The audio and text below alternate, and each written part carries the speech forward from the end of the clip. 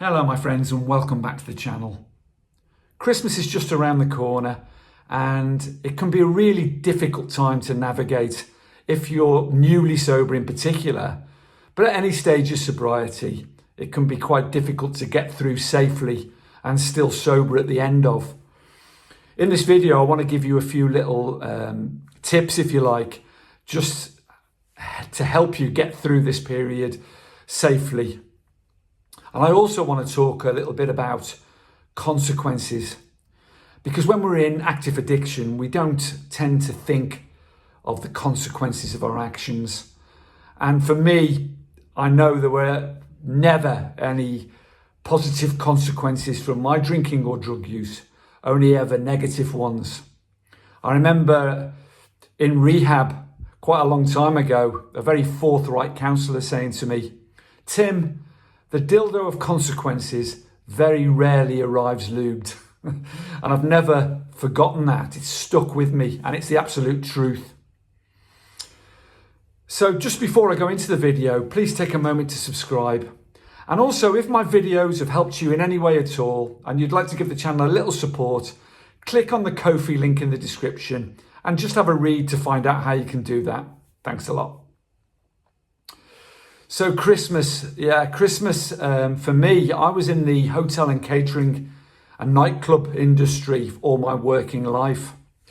So I remember in the earlier days of my drinking and drug use, before I reached the end game, which I've talked about in the last couple of videos, which I'll link to this, I still had a massive problem. But it hadn't really sunk in yet. You know, there was lots of negative consequences coming from my drinking and drug use at that time. I never really saw them, you know, as you don't. And Christmas for me, because we always worked at Christmas Day in particular, was an excuse. You know, I loved it because it was an excuse for me to have a drink in my hand at 7 a.m. and for no one to look at me strangely when I had a drink in my hand at 7 a.m.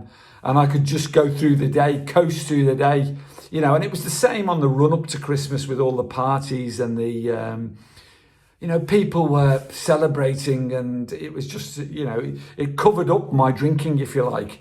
And I could drink all day and night without the looks, getting the looks, strange looks, particularly from my wife and family and stuff, you know. So, I saw it as quite a positive time. You see, when you're newly sober, you know, you've got all sorts of triggers going on at Christmas. It can be horrendous. You know, you've got, like, to start with, you've got stuff like Christmas markets is a prime example, where you're walking through they have near me where I am here in Spain, there's a Christmas market at the moment, you know, and they have like mulled wine bubbling away. You know, in the old days, that was another great excuse and a trigger, you know, for me to have a drink early in the, I'll have a mulled wine, you know, and off I'd go, like, and that would start me off for the day, you know, and a great excuse. And everyone's celebrating and in a great mood. You're walking through the Christmas market and it's just part of the deal, you know, it's a trigger, major. And then you're walking and you're looking in bars and restaurants, you know, wherever you're living, and people are having parties and, you know, celebrating, and here's you. You know, you feel as though something's been taken away from you and you feel lonely and left out and you're missing out on something. And, you know, you've got office parties, and you may go to office parties and people are saying to you, "Oh, just have one. You know, won't you killjoy, you know, it used to be so much fun, you're boring," you know, and all these crap that people spout on about not respecting the, you know, the sobriety journey that you're on. They don't see it. Well, there's a couple of things that you can do to, first of all, you know, the way I look at it now, because I can get through Christmas now as my obsession has worn off, as I've got stronger, and this will happen for you, there's no doubt about it. You know, I enjoy Christmas as much, well, a lot more actually, because I remember it all. Don't wake up with crushing hangovers or consequences of all the shit I've pulled over the Christmas period, you know, hanging over me. Guilt-free, I'm, you know, and happy, and I remember every moment of it. But there's a couple of things you can do, particularly avoid those people who are not respecting. They're not real friends. They're just deflecting their own issues around alcohol and drugs, probably by banging them onto you. So just avoid those things. Or if you want to go to them and you're feeling left out and lonely, and you want to join in, your office parties or whatever, which is obviously totally natural, then use non-alcoholic products. My own view on non-alcoholic products is I've never used them for the simple reason, and this is how my brain works, it would be a massive trigger for me because I never really drank for the taste of alcohol. It was only about the immediate effect of alcohol, not the taste at all. I didn't really enjoy the taste of most of what I drank. So for me, if I went down the non-alcoholic route, then it would trigger me and start a little voice in the back of my head going, go on, you're all right, off you go again. That would be really dangerous for me. That would be negative consequences. For you, whatever gets you through, whatever is totally, as long as it's zero alcohol and not the point, you've got to be careful, it's not the 0.05% because that can trigger you. The zero alcohol stuff is fine. If that gets you through, whatever gets you through is fine. Use that and lean on that, particularly if it's your first Christmas sober, to get you through those parties. For me, I've created a new social group with the fellowship I'm in, obviously. Whatever gets you through is fine. But if people aren't respecting your journey, then you need to find a venture. And this is a difficult one, obviously. New friends, new places to go, a new social group. These are all things that will come with sobriety.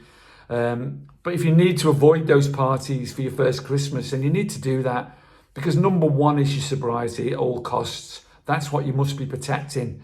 So you stay away from the triggers. If it's really affecting you, stay away from celebrations, and even family celebrations sometimes you have to steer clear of getting through, because family members can be funny about it as well. You're all right. They don't understand if you've got issues around alcohol and drugs unless they've been through. I mean, I'm really blessed because my family obviously support me through mine, because the negative consequences that arrived with my drinking and drug use, then they're right behind stopping me. So they respect totally my sobriety, which is lovely.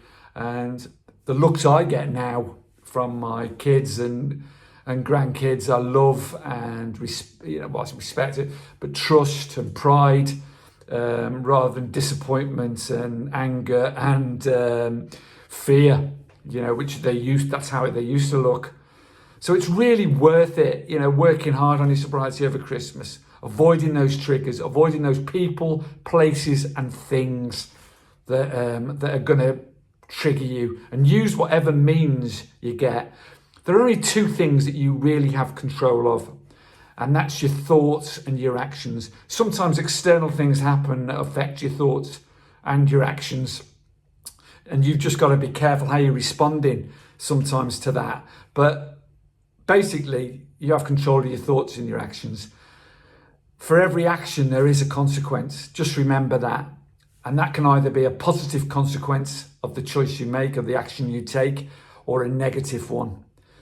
All the actions I took when I was in addiction had negative consequences, some worse than others. And you have to remember that there's consequences. So make every thought, be careful of your thoughts, particularly at this time of year, because they lead on to the actions that you'll take, and every choice you make and every consequence at the end of it. Let the consequences become positive ones, good ones that are going to build you and make you stronger and better and a better person.